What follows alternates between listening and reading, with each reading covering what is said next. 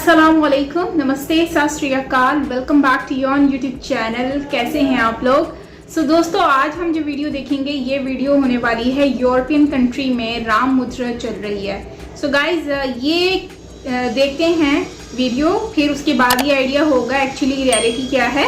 और original video का link आपको मिल जाएगा नीचे डिस्क्रिप्शन में, सो आप वहाँ से देख सकते हैं। और अगर मेरे चैनल पर न्यू है तो सब्सक्राइब करना मत भूलिएगा, बेल आइकन को ऑल नोटिफिकेशन पे प्रेस कर दें ताकि सारे वीडियोस आपको मिलते रहें। So yes, let's start the video.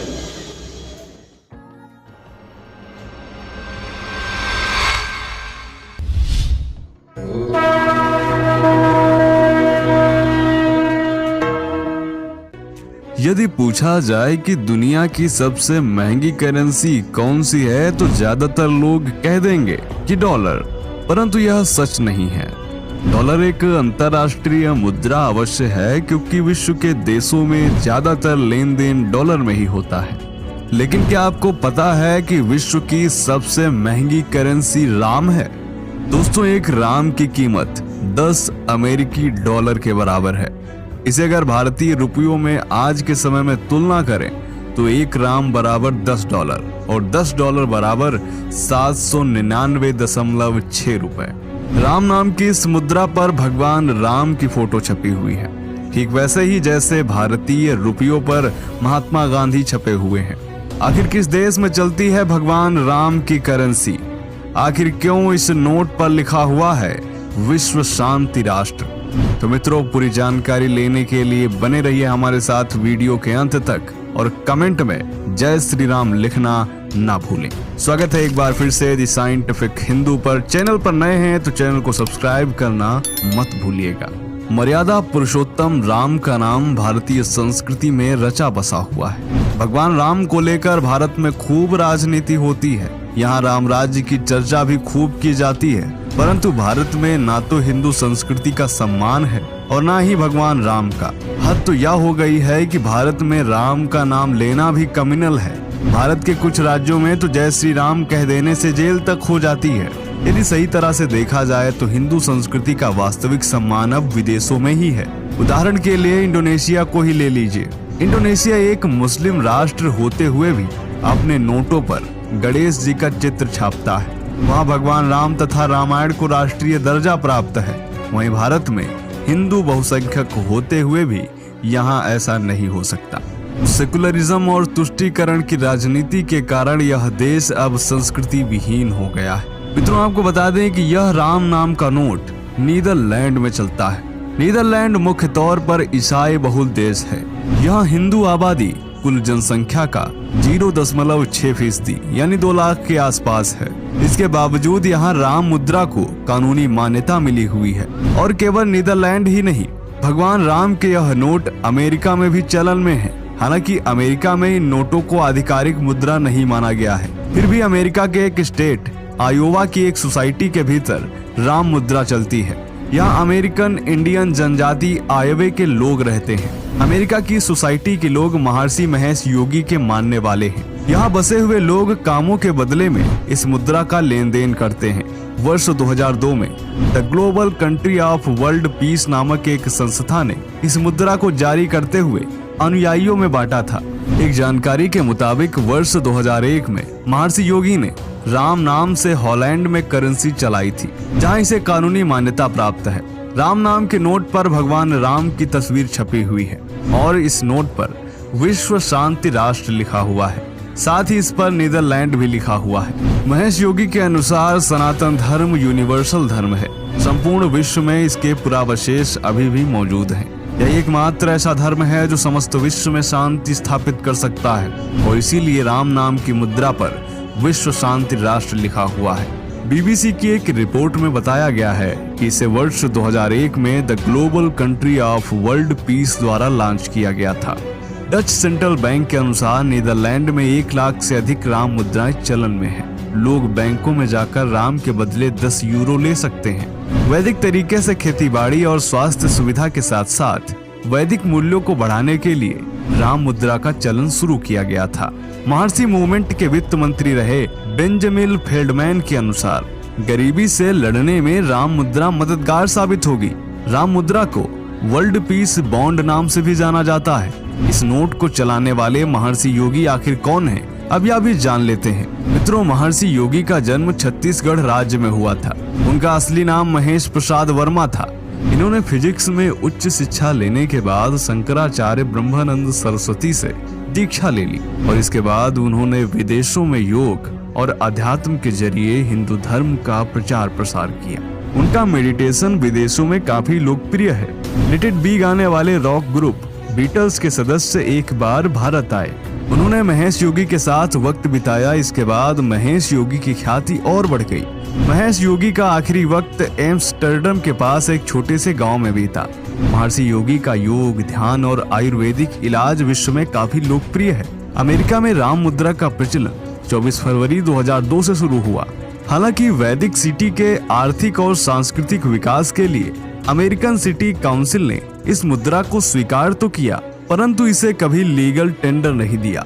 वैसे अमेरिका के 35 राज्यों में राम नाम पर आधारित बॉन्ड भी चलते हैं। पिछले दिनों सोशल मीडिया पर ऐसे बहुत सारे पोस्ट देखे गए जिनमें यह कहा गया कि राम नाम के नोट अगर विदेशों में चल सकते हैं तो भारत में क्यों नहीं, जबकि भारत एक हिंदू बहुल राष्ट्र है। कुछ लोगों ने सोशल मीडिया पर वह सिक्के भी पोस्ट किए जिन्हें ईस्ट इंडिया कंपनी ने चलाया था। इस सिक्के पर भगवान राम, माता सीता व चारों भाइयों तथा हनुमान जी सहित अंकित हैं। इसके अलावा कुछ यूजर्स ने इंडोनेशिया की 20,000 की नोट पोस्ट करते हुए लिखा कि इंडोनेशिया एक मुस्लिम देश है, फिर भी वहाँ भगवान गणेश नोटों पर अंकित हैं। और एक हमारा देश भारत है जहाँ हिंदू बहुल होते हुए भी यहाँ की मुद्रा पर भगवान अंकित नहीं है। दोस्तों, राम नाम की यह मुद्रा काफी सफल हो चुकी है। अमेरिका और नीदरलैंड देशों में इसका चलन काफी बढ़ गया है और माना जा रहा है कि आने वाले समय में इसका चलन काफी तेजी से बढ़ने वाला है। ये हम हिंदुओं के लिए गर्व की बात है।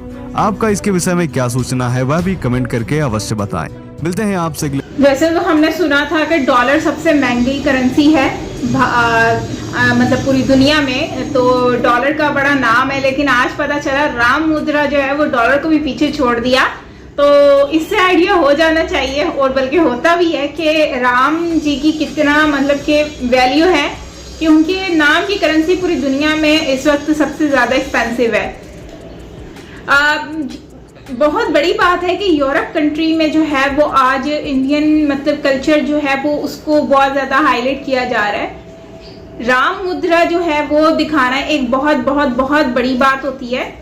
और जो है वो आज की इस वीडियो में हमने देखा कि राम जी जो है उनकी पिक्चर लगाई गई है वहाँ की करेंसी में, जो कि वहाँ के डॉलर $10 की जगह एक राम मुद्रा बनता है और इंडियन रुपीस जो है वो 800 कुछ बनते हैं।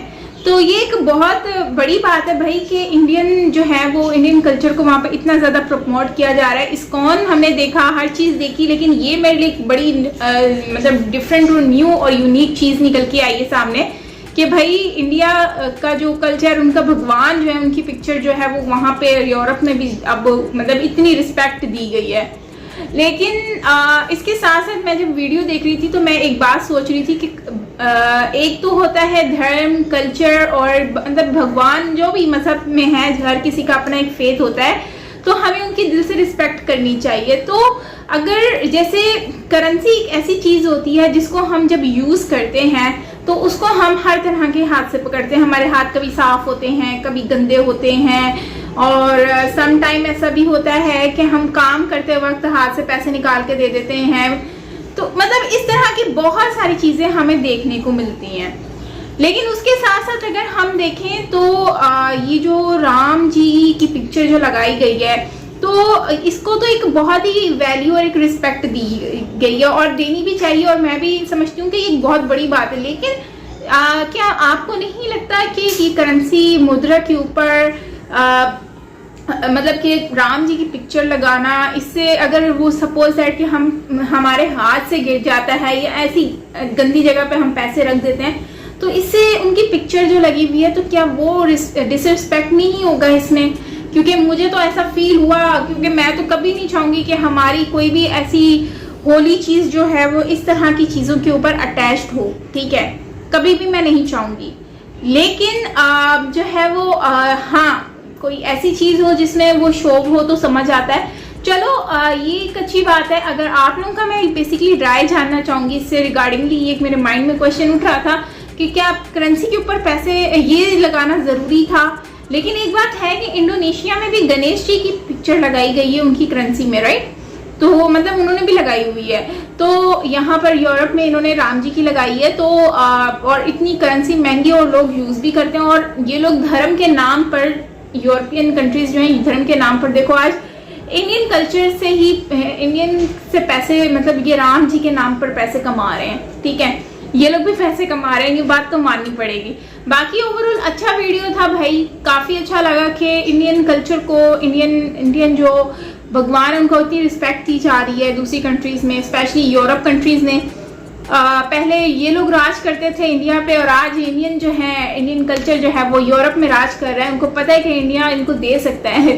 तो खैर, आपका क्या कहना है कमेंट सेक्शन में ज़रूर बताना। बाकी बॉन्ड्स वगैरह भी यहाँ पर भाई मिल रहे हैं राम जी के नाम पर। तो आप खुद सोच लो कि ये लोग सही बिजनेस कर रहे हैं इंडियन फेस्टिवल्स और कल्चर्स के नाम पर।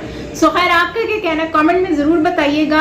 और अगर मेरी कोई बात बुरी लगी हो तो उसके लिए माजरत, क्योंकि मेरा पॉइंट ऑफ व्यू था, मैंने आप लोगों से शेयर किया। बाकी आप लोग भी शेयर कर सकते हैं कमेंट सेक्शन में। मिलते हैं नेक्स्ट वीडियो के साथ। अपना बहुत सारा ख्याल रखिएगा। चैनल पर न्यू हो तो सब्सक्राइब करना मत भूलिएगा। बेल आइकन को ऑल नोटिफिकेशन पे प्रेस करें ताकि सारे वीडियोस आप लोगों को मिलते रहें। So till then take care, bye bye.